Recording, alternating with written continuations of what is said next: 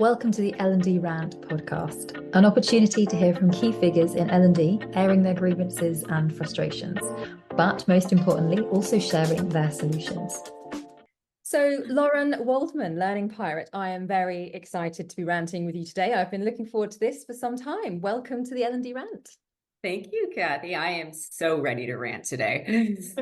Good. Glad to hear it. Did you have a nice Christmas break? It was really nice and quiet. Sometimes you just like to enjoy the peace of everybody else being gone while you've got the city to yourself, and that's exactly what I did. Oh, lovely. No, that sounds ideal. I'm sure there's a lot of people listening to this podcast that have heard of you. And I think that, particularly with reference to the Learning Pirate, I mean, you have a fantastic brand. It's really memorable. I'm personally seeing you everywhere, which I love. And I get very excited every time I see you posted a video or an article or some information to help people, which generally is your kind of theme, I feel. But tell us, what exactly does a Learning Pirate do? Well, it's the pirate, the learning pirate side is the advocate and the voice and the person who really wants and is pressing for change when it comes to learning and the evolution of learning. So the pirate is a bit of the disruptor, I think, that everybody has kind of gravitated towards and yars along with me when I'm on stage. But the other side of it is as the scientist. As the learning scientist, like I said, triple certified in neuroscience, and my role in the industry is to help upskill on learning science, and how our brains work, and help make all of it happen, which is something that I was certainly missing, and I think that all of us are certainly missing when it comes to learning and development. It sounds so exciting. I mean, every time I hear you talking about this particular topic, well, part of it is your passion anyway, because that naturally comes across. But it is such an exciting, interesting topic, and something I really wish more people were talking about, quite honestly. I mean, I've seen your sessions in some of the learning and development conferences. You create quite a stir, it could be said. Very engaging, interactive sessions, and especially very memorable. What is it? I guess before we kind of get into your rant, what is it that kind of brought you into this space? How did you end up in this area? Um, it was purely by fluke. You know, the short story is I was asked to open up a conference for another speaker, and the speaker at the time was speaking about neuroscience and learning. And I was like, wait a second, why don't we all know this? And that was pretty much how it all started. I started my own studies in neuroscience and the brain, and started to understand how much better of a learning designer I could be when I understood what exactly I was designing for. And it wasn't the shell of the human being. It was for the operational system that was going to be taking it all in and processing it and creating those memories. So it started off as just I was at the right place at the right time for the moment to happen. But at the time I was a CLO, and I started to recognize that the more that I learned, the more that I really needed to do things better. And I couldn't do it where I was. So I dipped out, started learning Pirate, and, credential after credential after credential, and building the board of advisors and being embraced by the scientific community and being donned the title. And that's how I became who I am now. That's very impressive. I think it's an amazing topic, and so interesting. I mean, I compared to you know nothing about it, but I had a very good mentor many years ago when I was starting out in L&D, and actually, luckily for me, that was a space he was really good in. And so I did get some kind of grounding in kind of learning science, I guess, from him, which I'm always eternally grateful for. And just even learning about, I guess we'd consider it like the basics, really. Once you know it, you think it's like, my God, everyone should know this. Just actually how I guess how memory works, and actually when you're overloading people with too much information, they're not going to kind of learn anything. Little things like that. I remember just thinking, this is gold. I don't understand why this is not in kind of more training for I guess people in learning and development.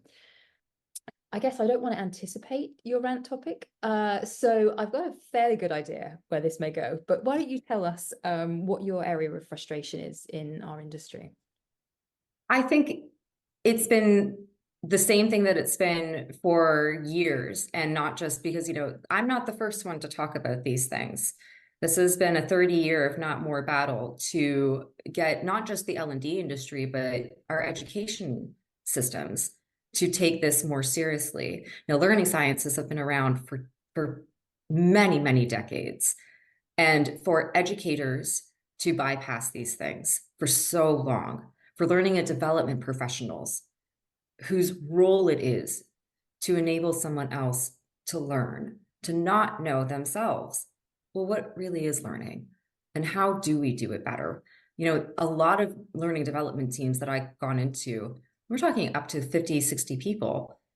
When I say, okay, you're in the role of learning and development. You're here to design learning, to facilitate learning, to understand all of it. Can you tell me how a memory is created?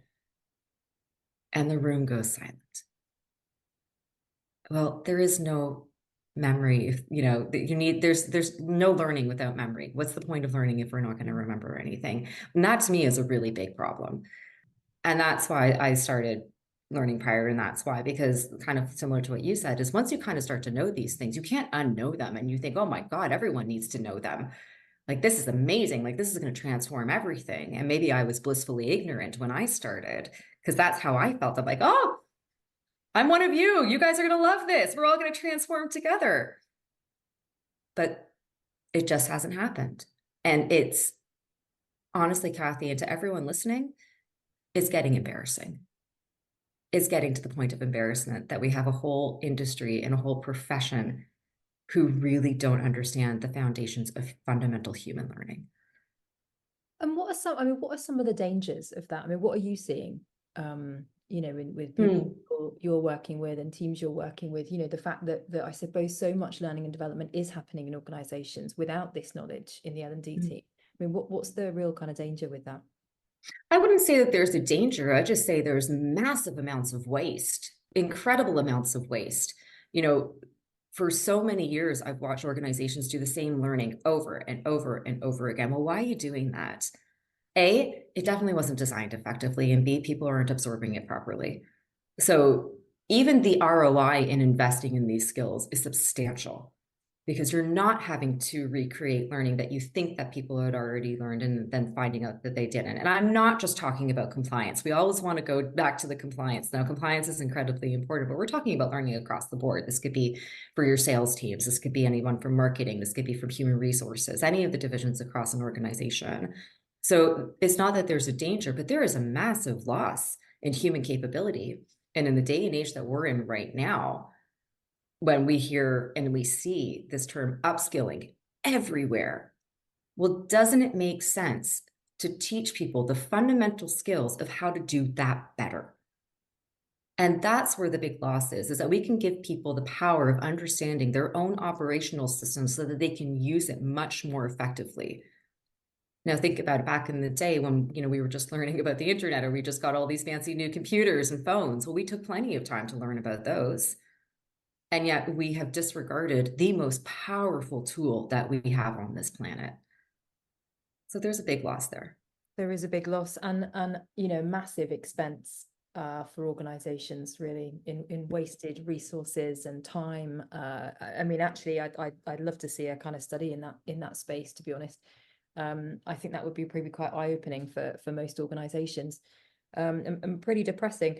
I mean, why do you think our industry has gotten into this state? I mean, it's pretty much always been like this. How has this been allowed? I had to wrap my head around that one too for so long. And the more I got into the science, the more it became really evident, which is when we look at the science itself and we look at habit and we look at behavior, when we have something that is so ingrained in us and it's been so ingrained in us for so long, it's going to be challenging to learn to go a different way. And I think that's what it is. We did a webinar just before Christmas because I wanted the answers to these questions. And it wasn't that people were scared of the science. They're not scared. They are fascinated by it. There is mass interest in it. But they weren't quite sure how and where to start. And that's because for as many scientists as there are out there doing all the wonderful, research in the labs and doing the experiments and, all the PhDs, there are very few translators and very few practitioners. So that I think is where one of the bigger issues is that there's very few of me, but there's like hundreds of millions of all of you. And that's going to make it a little bit challenging until I can recreate more of me to make the wave a little bit bigger. Yeah, we are definitely going to need to clone you, Lauren, I think, pretty quick. I mean, aside from cloning you, I mean, are there which I'm all for. What do you think people can be doing? I mean, what do you think we should be doing kind of industry wide? Are there some sort of things you can recommend, some steps you think people should be taking at the very least? Yeah. Step number one, stop one and doneing things. You cannot expect to bring in somebody with this expertise, have one keynote or, one speaking engagement and bada boom, everybody understands everything that's going on. It doesn't work. You got to stop doing the one and done events. Learning like this takes time and it takes an investment and a commitment to wanting to learn these things and to evolve. So the very first thing that I'm saying to all the leaders out there, and don't get me wrong, it's not that I don't enjoy going out and doing, you've seen me keynote, I love it. It's wonderful. But for everyone who's watching this, who's ever seen me do one of those keynotes, it breaks my heart to get off the stage or to walk out of the company that I've been in and to have no follow through. You've just excited everybody, you've sparked everybody's interest, and then it disappears. The one and done, the one and dones have to stop. It's time to do the work. That's the first. And then second is please stop blindly putting your trust in people who might be selling you snake oil. It's so incredibly important to validate the people that you are bringing in and to check their credentials and to make sure that their knowledge is accurate. It's so incredibly important from the science side, from all the sides. We are littered with so many avenues on social media and so many people who, claim to be experts on everything right now. I can tell you with certainty, nobody became an expert on AI overnight when they had not been in the field before. I didn't become an expert, and I will never call myself an expert in the brain, because it's just, there's always something more to learn. So really making sure that you are bringing in people who have the credibility and have the knowledge to transfer it properly to your people is incredibly important too. That's massively important, and it's very difficult as well, that, because I think particularly when it's almost like, the blind leading the blind in a way, because if you don't know enough about it and you don't know what good looks like or good should look like, it's hard to Yeah, validate, isn't it? And you do go on trust actually a lot, but probably blind trust. it's interesting. I did another interview with one of our friends and colleagues, Tom McDowell, and he in that interview that we were doing with one another, he says, it's very hard when you don't know. I could be blah blah blahing about the brain all day long, and you're going, yes, yes, but how do you know that I'm I'm right when you don't know? Well, I've got all my certifications that you can click on and see exactly where they're from. I've got a board of advisors, all of whom you are credible researchers and scientists that will stand by me. That's how you know. Through the content, through the validation, that's how you know. Those are really good points. So yeah, I like the one and done events. You're absolutely right. They definitely need to stop. And it happens so much actually in learning. And I've always kind of been frustrated with this, that you essentially, and I think this is being driven a lot by the organization as well. And I'm not saying that it's the organization's fault. It's probably learning and development and our lack of, I guess, educating the business on how kind of learning works and how we work. But I think there's also an expectation on the business side of things that says, right, we need this. No one's good at, I don't know, it's time management, for argument's sake. Run a time management course, because suddenly that's going to be the solution. And like you said, it's going to be a one-off, it's going to be delivered. And then there's this expectation that it's actually going to do something. And I don't think I've ever seen anything have lasting impact, lasting change from a one-off event. So that's massively important. And you're very right to bring up trusting different providers, different consultants that you're working with, checking the validation. That's brilliant. What would you do? I mean, if you're a learning and development professional and this is something that you're really interested in, I mean, what's the kind of best first step for someone, or the next step for them to take on this journey in terms of, finding out more for themselves, learning more about how the brain works?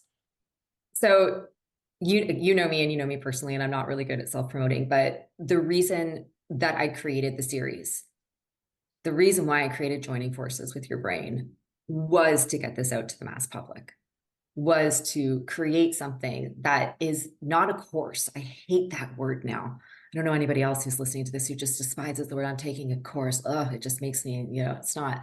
I created this journey, this interactive experiential learning journey where you could engage with this, not just the knowledge, and it's the practice, it's the experience. And I think that's a great first step. There's a lot of books out there too. There are a ton of books out there. And I love books. I'm a big proponent of books, but books aren't necessarily the best learning tool. They're a great resource, but they're not necessarily a great learning tool. So when I created the series, I wanted to make sure that I had something that you were so engaged with it and you were taking control of your own learning throughout the journey. But at the same time, you were starting to get these crazy moments where you got to experience what your brain was doing in the moment and have that actual, like, oh my God, I had no idea. Like, wait a second. Those exact moments that I had when I was learning about all of this.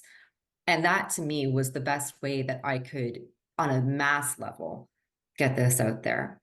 Now, when we talk about now coming into an organization, how do we help an organization? We were talking about this earlier. I strongly believe it is not solely the responsibility of learning and development, of the learning and development teams. Does learning and development need to upskill in learning itself? Absolutely.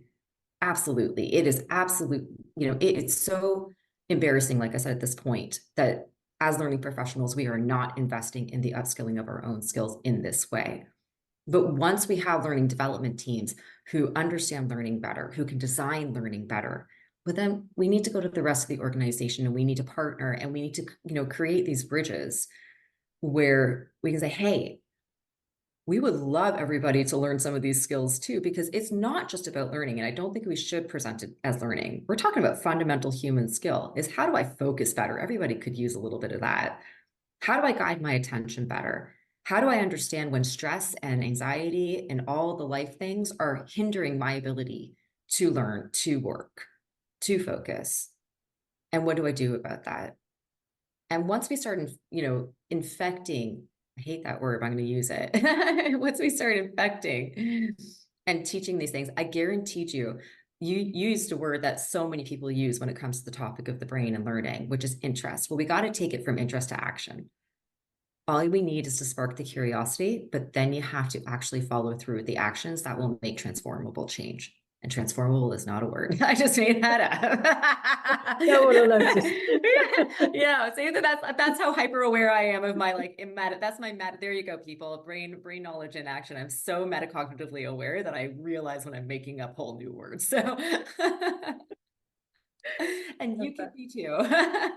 Yeah, and I think and to be honest, and you're right to call that out actually about the word use as well about interesting. And I think that I'd love to see more training, I guess people be more active in their own learning experience, and because a lot of it seems to be quite a passive experience, from what I've seen over the years in many organizations, and I think that kind of follows very much on from school and what it's like as a kid in the education system, and let's be honest, that needs some work. But you do sort of feel like it's being done to you, really, and you just have to rock up and absorb this information that's being fired at you.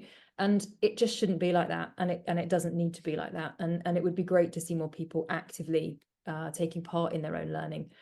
I interviewed Dr. Keith Keating a couple of weeks ago on the L&D Rant, and he was actually talking, I mean, along a similar sort of line, but actually along about the low barrier to entry into learning and development, so into our profession. Do you think that that's something that needs to be changed as well? I mean, just given kind of the topic that you were talking about, and actually how learning and development need to know a lot more about, well, frankly, learning.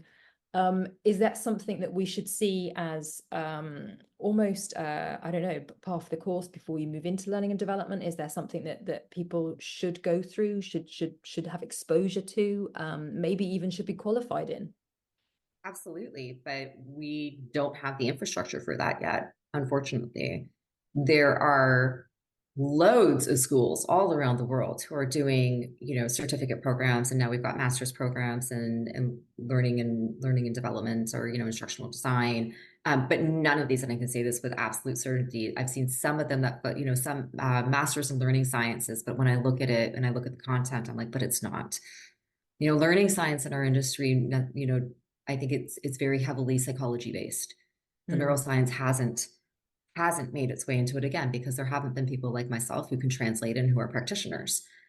So we're really missing an opportunity. So until we get that knowledge into those programs, and I can say, years ago, I did a course at a search, like, what was it, a college level course on adult training and development.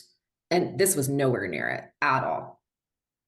And it's, for all of my teachers out there, I was a teacher too at one point, and lesson planning isn't learning design.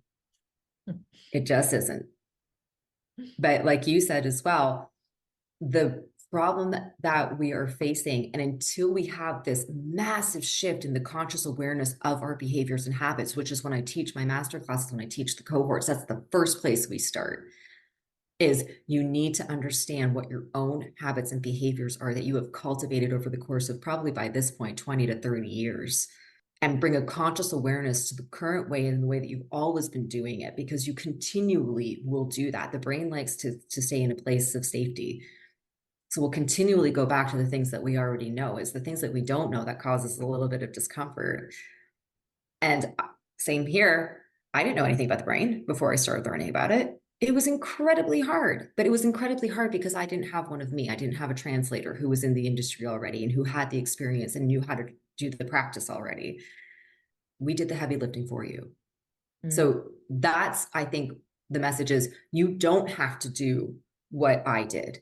You don't have to go take all the advanced courses in neuroscience and cognitive neurosciences and become this and that and attend the hospital rounds and go in. You don't need to do that. That's the part that I think that people have a perception of, like, oh God, it's gonna be so hard, and I need to learn science again, and how am I going to understand how to make this work for my work? I'm like, no, you don't. That's why I did it. That's why other learning scientists did it.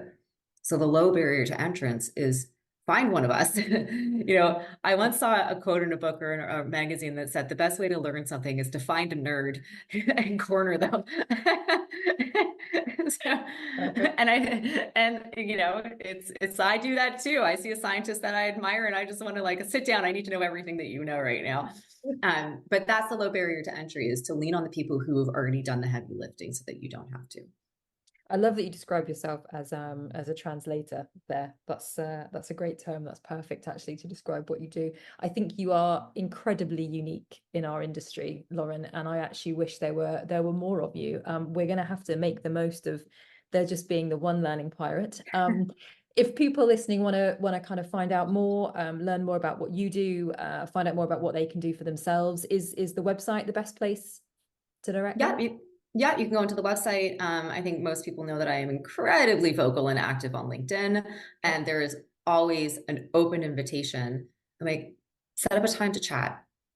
Like, Great. let me hear what you're worried about. Let me hear what you think your challenges are. Like, let me sort of, there's a part of your brain called the amygdala that's going to take over all of your stress responses and your anxiety and all of these things. And let me talk to Amy. We call her Amy. Let me talk to Amy so we can calm her down and we can have a great conversation about the reality of how simple this can all be and how magically transformative it can all be.